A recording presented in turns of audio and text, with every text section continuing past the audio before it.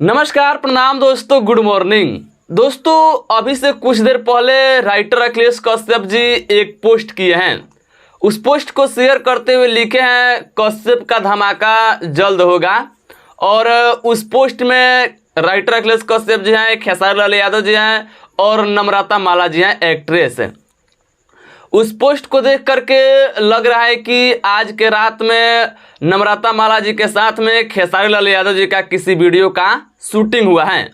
और उस तस्वीर में खेसारी लाल यादव जी का लुक और ड्रेस और श्वेता मेहरा जी का लुक और ड्रेस को देखा जा रहा है तो ऐसा लग रहा है कि किसी रंगदारी टाइप के और किसी धांसू वीडियो का शूटिंग हुआ है। और आप लोगों को तो पता ही होगा कि नम्रता माला जी के साथ में किसी भी स्टार का कलाकार का वीडियो का शूटिंग होता है तो वह बहुत ही डेंजर और बहुत ही धांसू होता है।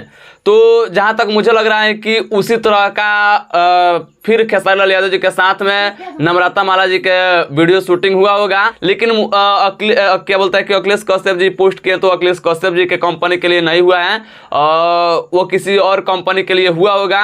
लेकिन अखिलेश कश्यप जी के कंपनी अन्नपूर्णा फिल्म से बहुत जल्द आप लोगों को खेसारी लाल यादव जी का वीडियो सॉन्ग देखने को मिलने वाला है।